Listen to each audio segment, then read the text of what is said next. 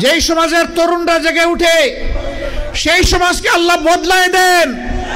24-এর 5 August salute যুবকরা, তোমাদের জীবন বাজি রাখা লড়াইয়ের কারণে আল্লাহ আমাদেরকে আপাতত মুক্ত করে দিয়েছেন। চিরমুক্তির জন্য এবার জেগে উঠো, এবার শপথ নাও, আমরা বাংলাদেশকে কোরআনের আলোকে গড়ব ইনশাআল্লাহ।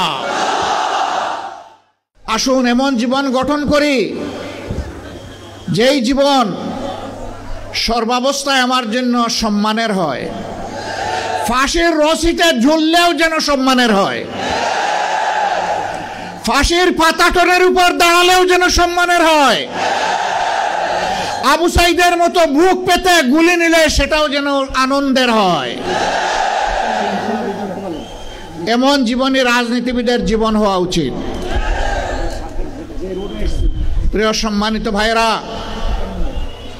এই 24-এর পট পরিবর্তনে লক্ষ্মীপুর একদিন আগে স্বাধীন হয়েছে। লক্ষ্মীপুরবাসীকে মোবারকবাদ। বাংলাদেশ স্বাধীন হয়েছে 5 আগস্ট অথবা 30 জুলাই।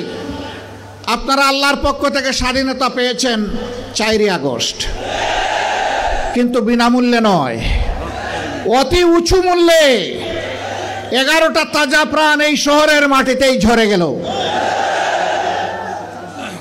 জালিমদের হাতে এইভাবে যুগে যুগে যারা দুনিয়া থেকে বিদায় নিয়েছেন, আমি তাদেরকে গভীর শ্রদ্ধার সাথে স্মরণ করছি। মহান রবের দরবারে দোয়া করছি আল্লাহ যেন তাদেরকে শহীদ হিসাবে কবুল করেন। আমি শ্রদ্ধার সাথে স্মরণ করছি আমার অভিভাবক, আমার প্রিয় নেতা জনাব মাস্টার শফিকুল্লাহকে। আমি স্মরণ করছি আমার সিনিয়র সহকর্মী জনাব অ্যাডভোকেট আবুল কাশেমকে। এরকম যারাই এই জমিনে তিলে তিলে কষ্ট করে মানুষের কাছে ন্যায় এবং সত্যের দাওয়াত, ইনসাফ কায়েমের আওয়াজ পৌঁছে দিয়েছিলেন, আজকের এই জনসভা তাদের কষ্টের ফসল। আল্লাহ তাআলা তাদের সকলকে ক্ষমা করুন। আল্লাহ তাআলা তাদেরকে অত্যন্ত উন্নত মর্যাদা দান করুন। তাদের স্বপ্নের বাংলাদেশ গড়ার জন্য আমাদেরকে আল্লাহ শক্তি দান করুন। প্রিয় ভাইরা, 53টি বছর এক এক করে চলে গেল। আমরা আসলেই সত্যিকার অর্থে স্বাধীনতার স্বাদটা পেলাম না। এর আগেও 47-এ একবার আমরা স্বাধীন হয়েছিলাম, তখনও পেলাম না। এখন 24-এ মানুষ বুক ভরা আশা নিয়ে, বুক পেতে দেওয়া গুলি নিয়ে মানুষ আশা করেছিল যে 24-এর পরে সমস্ত দুঃশাসন এবং সমস্ত দুর্নীতির অবসান হবে। আমরা কি মুক্ত হতে পেরেছি? আমাদের সন্তানেরা একটা বিশাল স্বপ্ন নিয়ে তারা জীবন দিয়েছিল। আমাদের প্রিয় সন্তান বুক পেতে ডানা মেলে বলেছিল, বুকের ভিতরে তুমুল ঝড়, বুক পেতেছে গুলি কর। কি সেই ঝড়? সেই ঝড়টা ছিল সমাজের অন্যায়, অবিচার, দুর্নীতি এবং দুঃশাসন। কোন যুগেই যুবকরা কখনো দুর্নীতি এবং দুঃশাসনকে সমর্থন করে না, বরঞ্চ তার বিরুদ্ধে গর্জে উঠে, প্রতিবাদ করে, প্রতিরোধ করে, যুদ্ধ করে বিজয়ী হয়, হয় শহীদ হয়, না হয় গাজী হয়। মাঝখানে আর কিছু থাকে না। এরা এই আন্দোলন করতে গিয়ে শত শত যুবক, শ্রমিক, মেহনতি মানুষ, সাধারণ মানুষ জীবন দিল। 34,000 মানুষ গুরুতর আহত হয়ে পঙ্গু হয়ে গেল। কারো 2টি চোখ নেই, কারো 2টি পা নেই, কারো 1 পা নেই, কারো 1 হাত নেই। কেউ মেরুদণ্ড গুলিবিদ্ধ হয়ে বাসায় কিংবা হসপিটালে একটা জীবন্ত লাশ হয়ে আছে। উঠে বসতে পারে না, নিজের প্রয়োজন সারতে পারে না। তাকে চালানোর জন্য 1 বা 2 জন মানুষের সহযোগিতা প্রয়োজন হয়। এত ত্যাগের পরে সমাজে অন্তত লক্ষ্মীপুরে কোনো চাঁদাবাজি নাই, লক্ষ্মীপুরে চাঁদাবাজি আছে? শিওর আপনারা? এখানে কোনো দুর্নীতি নেই, এখানে কেউ কোনো কিছু অন্যায়ভাবে দখল করে না, এই সবগুলো আছে। যারা এগুলা করেন তারা কোন দলের, তারা কোন ধর্মের, তারা কোন প্রজাতির, তারা কোন গোষ্ঠীর, এটা না দেখেই বিনয়ের সাথে অনুরোধ করব, বন্ধুরা দয়া করে ওই শহীদদের রক্তের প্রতি একটু সম্মান দেখাও। আমাদের শহীদদের রক্তকে তোমরা অপমানিত করবা না, এ অপকর্ম ছেড়ে দাও। তোমাদের যদি খাওয়ার অভাব হয়, আমরা আশ্বস্ত করছি এই সমস্ত মানুষগুলা মিলে আল্লাহ আমাদেরকে যে নিয়ামত এবং রিজেক দিয়েছেন আমরা ভাগ বাটুরা করে খাবো। তবুও তোমরা চাঁদাবাজি ছেড়ে দাও, দখল বাণিজ্য ছেড়ে দাও, তোমরা মানুষকে কষ্ট দিও না। আলহামদুলিল্লাহ, বাংলাদেশের জনগণ সাক্ষী, বিশ্ববাসী সাক্ষী। 2009 সালের 10 জানুয়ারি আওয়ামী লীগ ক্ষমতায় আসার পর 2024 সালের 5ই আগস্ট পর্যন্ত যেই দলের সবচেয়ে বেশি সংখ্যক শীর্ষ নেতাকে খুন করেছে তার নাম হচ্ছে বাংলাদেশ জামাত ইসলামী। এক এক করে 10 জনকে খুন করেছে, আর আল্লাহ একজনকে বাঁচিয়ে রেখেছেন। তিনি হচ্ছেন আমাদের ভাই এটিএম আজহারুল ইসলাম। আফসোসের বিষয়, 6টি মাস চলে গেল, বাংলাদেশ ফেসিবাদীদেরকে তাড়ালো, কিন্তু ফেসিবাদের বোঝা এখনো এটিএম আজহারুল ইসলামের ঘাড়ের উপরে রয়ে গেল। এক এক করে জাতীয় নেতৃবৃন্দ সবাই বের হয়ে আসলেন, এখনো আজহারুল ইসলাম অন্ধকার প্রকোষ্ঠে থেকে গেলেন কারাগারে। তাই আমি মনের কষ্ট নিয়ে সেদিন বলেছি যে আজহার ভাইকে ভিতরে রেখে আমি আর বাইরে থাকতে চাই না। আমি সরকারকে অনুরোধ করেছি আগামী 25 তারিখ আমি স্বেচ্ছায় নিজেকে আইন শৃঙ্খলা বাহিনীর হাতে তুলে দিয়ে বলবো আমাকে গ্রেপ্তার করুন এবং আমাকে কারাগারে পাঠান। যেদিন আজহারুল ইসলামের মুক্তি হবে তার পরের দিন আমার মুক্তিটা দিয়েন। 13টি বছর কারাগারের অন্ধকার প্রকোষ্ঠে দুঃখে দুঃখে জীবনের সাথে তিনি লড়াই করছেন। এই সময়টা প্রিয়তমা সহধর্মিণীকে তিনি হারিয়েছেন। এই সময়টা তার পরিবার ছিন্ন ভিন্ন হয়ে গিয়েছে। সেই মানুষটার উপরে আর জুলুম করবেন না, দয়া করে তাকে এখনই মুক্তি দেওয়ার ব্যবস্থা করুন। যদি মুক্তি না দেন, বাংলাদেশ জামাতে ইসলামীকে সরাসরিভাবে আক্ষরি করতে এই দেশের 3 কোটি প্রাপ্তবয়স্ক মানুষ সমর্থন করে এই 3 কোটি মানুষকে জেলে নেওয়ার জন্য প্রস্তুত হয়ে যান।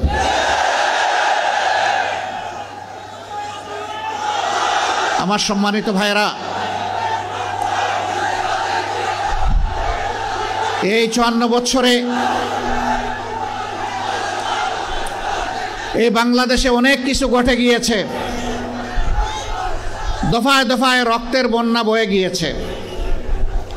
আমি কথা লম্বা করব না, আপনাদের দিকে তাকায় আমার খুব কষ্ট হচ্ছে। আমরা ছায়ায় আছি আর আপনারা কঠোর রোদের মধ্যে আছেন। আমি খুব সংক্ষেপে 2-4টি কথা বলে শেষ করতে চাই। এই 54 বছরে অনেক দলের শাসন আপনারা দেখেছেন, অনেক আদর্শের কথা আপনারা শুনেছেন, কিন্তু সংখ্যাগরিষ্ঠ মানুষের প্রিয় আদর্শ ইসলামের শাসনটাই দেশবাসীর দেখার সুযোগ হয় নাই। জানি না এইটুকু হায়াত পাবো কিনা। মহান আল্লাহর কাছে ভিক্ষা চাই, হে আল্লাহ, এতগুলো মানুষকে যখন তুমি দৌলতে ঈমান দান করেছ, মেহেরবানি করে সেই ঈমানের সোর্স কোরআনকে বাংলাদেশের শাসন ক্ষমতায় তুমি বসায় দাও। এর জন্য তুমি আমাকে, আমার সঙ্গীদেরকে কবুল করো, এদেশের কোরআন প্রেমী মানুষগুলাকে কবুল করো।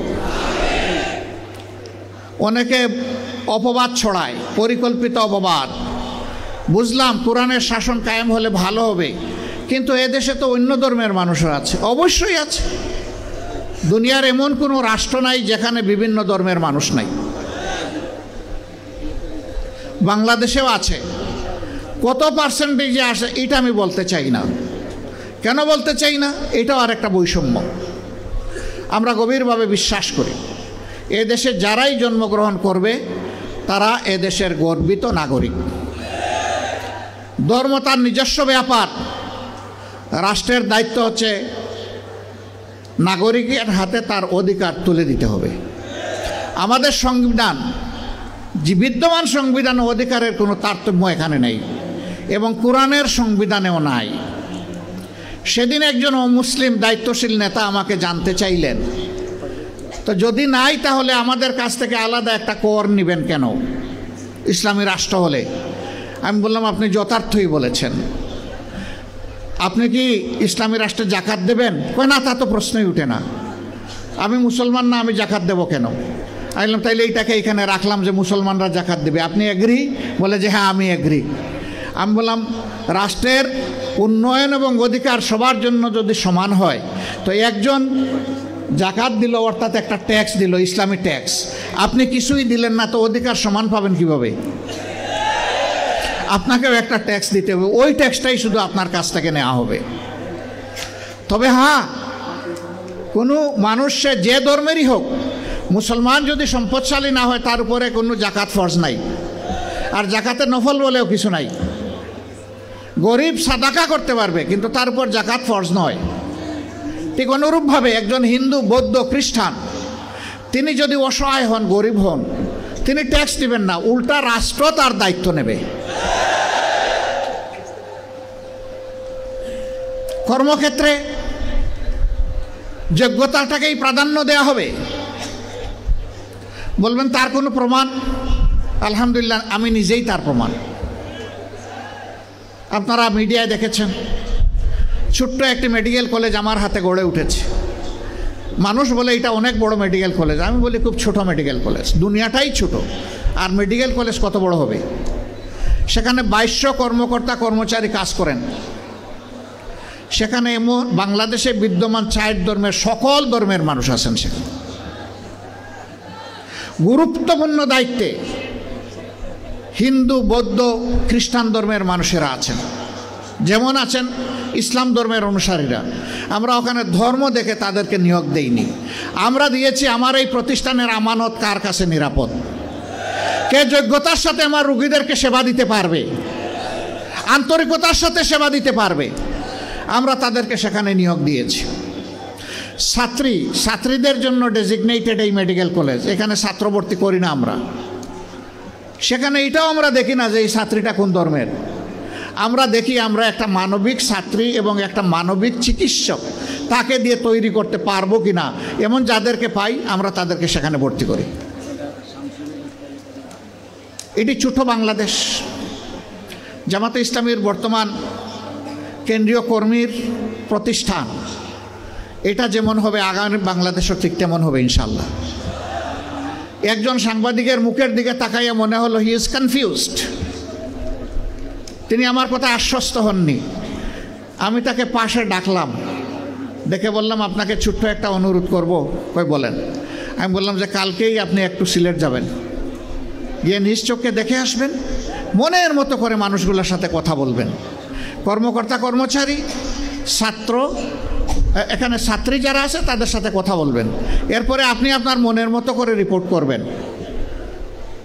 যদি আপনি কিছু মনে না করেন, যেহেতু আমি দাওয়াত দিয়ে নিচ্ছি, যাতায়াত খরচটা আমি দিতে চাই। আর যদি মনে করেন যে আমি যাতায়াত খরচ দিলে আপনি বায়াসড হয়ে যাবেন, আমার প্রতি একটু ঝুঁকে পড়বেন, তাহলে এই কষ্টটা ত্যাগটা আপনি স্বীকার করবেন। বললো যে আপনাকে ধন্যবাদ, আমাকে যাতায়াত খরচ দিতে হবে না, আমি কথা দিচ্ছি আমি যাব। তিনি গিয়েছিলেন, তার মতো করে তিনি একটা রিপোর্ট জাতির সামনে তুলে ধরেছেন। আমি দেখেছি তিনি ন্যায়সঙ্গত রিপোর্ট তুলে ধরেছেন, বাড়াননি কমাননি, ধন্যবাদ তাকে। এরপরে ভয় দেখানো হয় যে ইসলামী রাষ্ট্র হলে মহিলাদেরকে ঘরের ভিতর থেকে আর বাইর হইতে দেওয়া হবে না। আচ্ছা, আমার মা যতদিন বেঁচে ছিলেন তিনি কি বের হন নাই? আমি কি বন্দি করে রেখেছিলাম? আমার স্ত্রী, আমি কি তাকে বন্দি করে রেখেছি? তিনি তো পার্লামেন্টে একজন সদস্যও ছিলেন, তিনি একজন চিকিৎসক, চিকিৎসা পেশায় নিয়োজিত ছিলেন। আমার 2 মেয়ে 1 ছেলে আল্লাহর দান, তারাও চিকিৎসক, তারাও তো তাদের স্ব ক্ষেত্রে জাতিকে সেবা দিচ্ছেন। তো কই, আমি তো বন্দি করে রাখলাম না তালা দিয়ে। আমার মাকে আমার স্ত্রীকে, আমার সন্ততিদেরকে আমি যদি এইভাবে তাদের অধিকারের জায়গাটা তাদের হাতে তুলে দেওয়ার পক্ষে থাকি, আমি কথা দিচ্ছি ইসলামী দেশ হলে এদেশের শাসকেরা সেই অধিকার আমাদের মায়েদের হাতে তুলে দিবেন ইনশাআল্লাহ। বাড়তি দুটা জিনিস তারা বুক করবেন, এখন যে দুইটার কোনোটাই নাই। একটি হচ্ছে সামাজিক নিরাপত্তা, আর একটি হচ্ছে তাদের মর্যাদা। ইনশাআল্লাহ সেই দুইটাও সেদিন তারা বুক করবেন এবং নিজেকে বাংলাদেশের একজন নাগরিক হিসাবে পরিচয় দিয়ে তারা গর্ববোধ করবেন। সেই বাংলাদেশি কোরআনের আলোকে তৈরি হবে ইনশাআল্লাহ। এখন আমরা যারা বলি যে কোরআন এক জিনিস, রাজনীতি আরেক জিনিস, না ভাই, এটা ঠিক না। দুনিয়ার সর্বশ্রেষ্ঠ রাষ্ট্র ছিল মদিনা কেন্দ্রিক রাষ্ট্র। সর্বশ্রেষ্ঠ শাসক ছিলেন মুহাম্মদুর রাসূলুল্লাহ সাল্লাল্লাহু আলাইহি সাল্লাম। তিনি একটা আদর্শের ভিত্তিতে শাসন করেছেন। সেই আদর্শটা কি?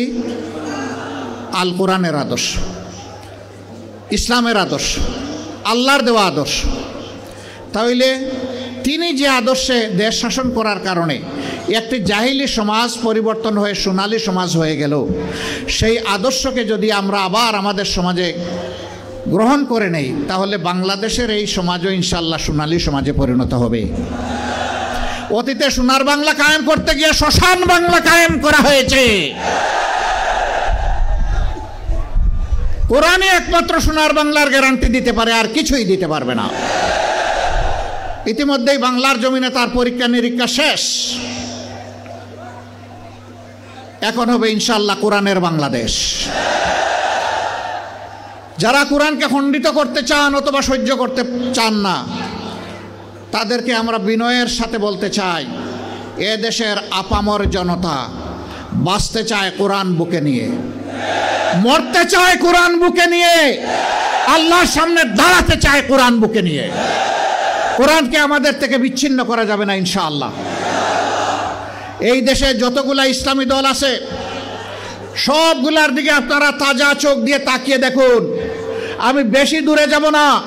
5 আগস্ট থেকে শুরু করে আজকে এই 22 ফেব্রুয়ারি পর্যন্ত এই সামান্য পরিক্রমায় কোথাও আপনি দেখবেন না ইসলামী দলের কোনো লোক এখন জাতির উপরে জুলুম করছে, চাঁদাবাজি করছে, দখলদারির সাথে জড়িয়ে গেছে। কোথাও দেখবেন না। তার একমাত্র কারণ তারা কোরআনকে সম্মান করেন এবং বুকে ধারণ করেন।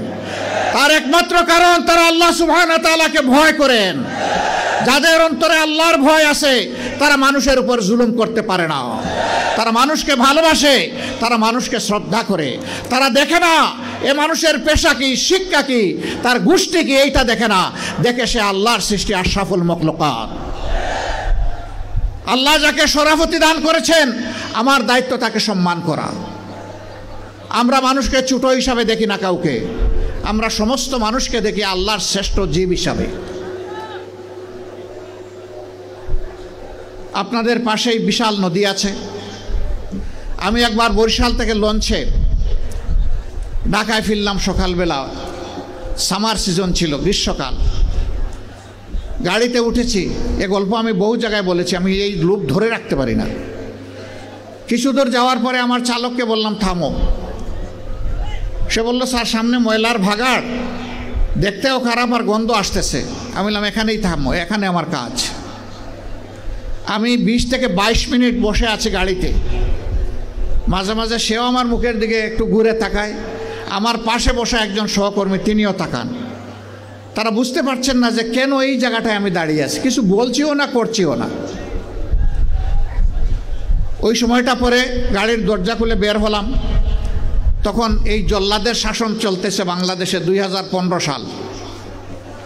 আমার সঙ্গী আমাকে বললেন আপনি গাড়িতে বসেন, কি করতে হবে আমাকে বলেন, আমি সেরে আসি।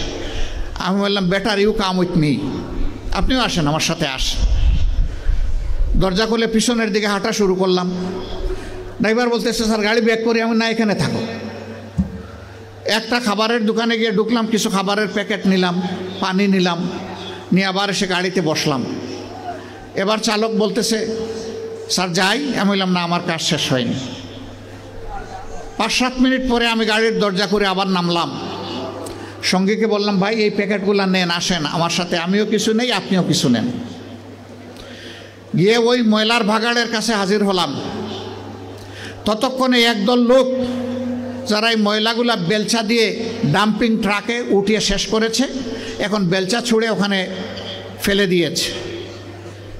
তাদেরকে গিয়ে সালাম দিলাম, 5 জন লোক, আসসালামু আলাইকুম, জবাব দেয় না, মুখের দিকে তাকায়। আবার সালাম দিলাম, আসসালামু আলাইকুম, এবারও জবাব পেলাম না, আবারও মুখের দিকে তাকায়।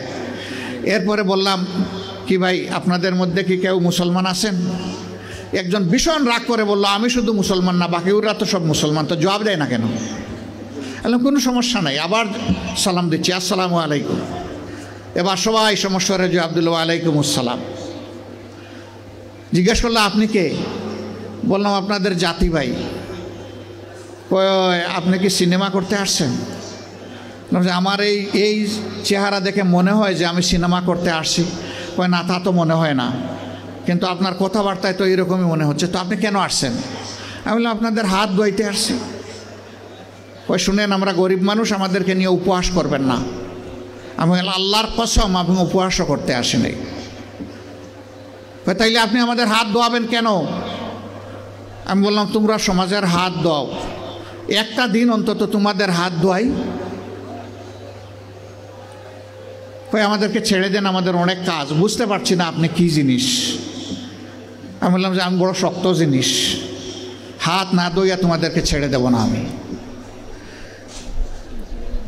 রোদের মধ্যে ঘামতেছে, একজন রাগ করে বলল, এই দে, ওনার এত শখ জাগছে, দে হাত দে, আমারটা আগেই দিচ্ছি। তো উনি হাত দিল, আমি ধোয়াই ঠোয়া খসলাইয়া পরিষ্কার করে বললাম, ভাই অনেক শুক্রিয়া তোমাকে। একজন একজন করে হাত দেয় আর খিলখিলাইয়া হাসে। আমার ধারণা আমাকে দেখে মনে করছে পাবনার হেমায়েতপুর থেকে ছুটে আসা কোনো পাগল ছাড়া আর কিছু হবে না। হাত ধোয়ানো শেষ। এবার আমার 2 সঙ্গীকে বললাম যে একটু খাবারের প্যাকেটটা দেন। বললাম, না না, এগুলো লাগবে না। বললাম, কেন লাগবে না ভাই? তোমরা তো চাওনি, আমি খুশি হয়ে দিচ্ছি, একটু নিবা না? জি না জি না জি না, এগুলো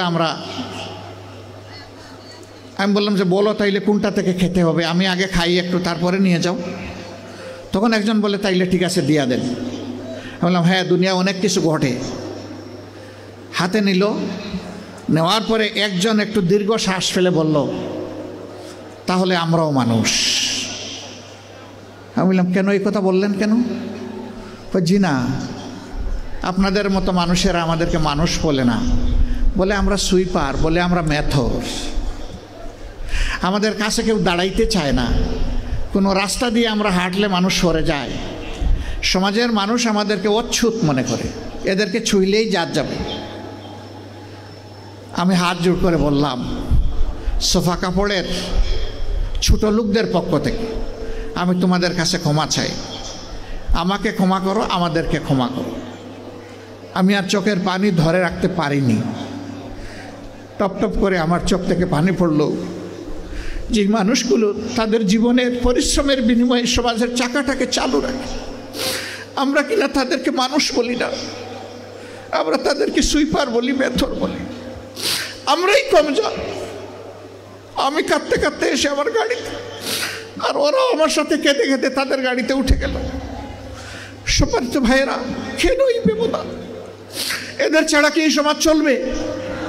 যদি না চলে তাইলে এই সমাজে তারা একটু স্বীকৃতি পায় না কেন? একটু মর্যাদা কেন পায় না তারা? এটা পায় না এই কারণে, এই শাসনটা আল্লাহর দেওয়া বিধান অনুযায়ী নয়, এই কারণেই পায় না।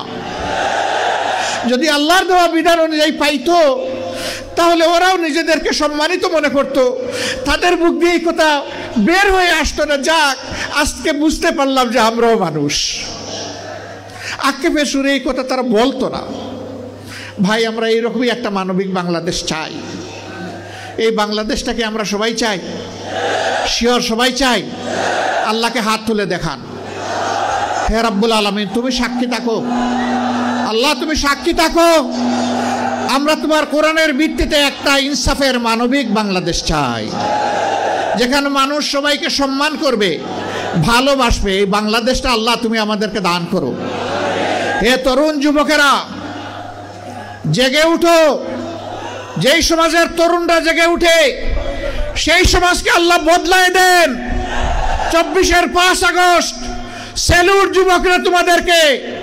তোমাদের জীবন বাজি রাখা লড়াইয়ের কারণে আল্লাহ আমাদেরকে আপাতত মুক্ত করে দিয়েছেন। চিরমুক্তির জন্য এবার জেগে উঠো, এবার শপথ নাও, আমরা বাংলাদেশকে কোরআনের আলোকে গড়বো ইনশাআল্লাহ। আমিও তোমাদের সাথে চুল পাকা, ব্রু সাদা হওয়া, দাড়ি সাদা হওয়া এক জীবন্ত যুবক। লড়াইয়ের ময়দানে তোমাদের সাথে আমাকে পাবা, মিছিলের পিছনে নয় সামনের কাতারে থাকবো ইনশাআল্লাহ।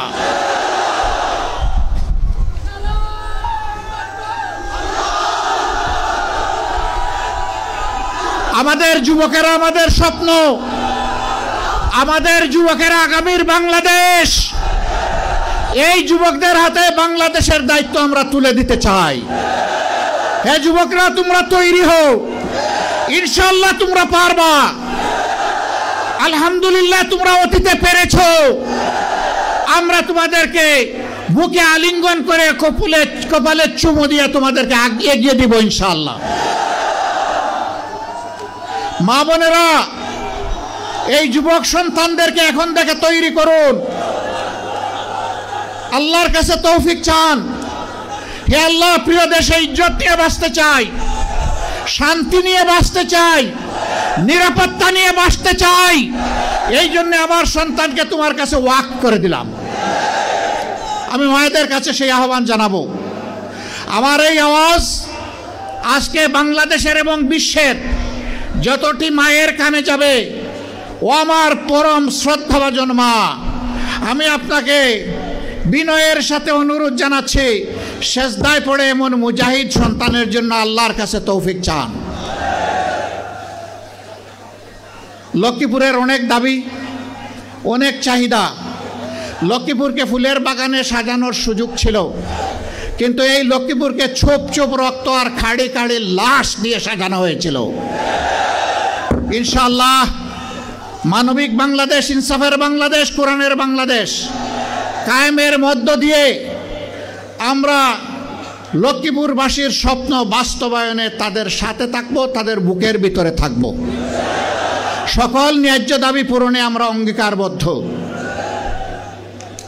আপনাদের দাবি আমাদেরও দাবি। আমার বাড়ি সারা বাংলাদেশ। আমাকে লোকেরা জিজ্ঞেস করে আপনার ঠিকানা, আমি বলি সাধারণ পরিবহন সমগ্র বাংলাদেশ। বলে বুঝলাম না। আমি বুঝলাম এটাই কথার কথা। একটা দলের দায়িত্ব আমার উপরে আছে। আমার বাড়ি এখন আর নির্দিষ্ট কোনো জায়গায় হবে না। বাংলাদেশের প্রতি ইঞ্চি মাটি এখন আমার ঠিকানা। অতএব লক্ষ্মীপুরও আমার ঠিকানা। আপনারা কষ্ট করে এসেছেন, তির্যক রোদের মধ্যে বসে কথাগুলো শুনেছেন। আপনারা ভালোবাসা বুকে নিয়ে এখানে এসেছিলেন, তাই না? সত্যি আপনারা ভালোবাসা নিয়ে এসেছিলেন? কার জন্য এই ভালোবাসা? কার জন্য এই ভালোবাসা? হে আল্লাহ, তুমি সাক্ষী থাকো। তোমার জাতের কসম, আমাদের সমস্ত ভালোবাসা শুধু তোমার জন্যে।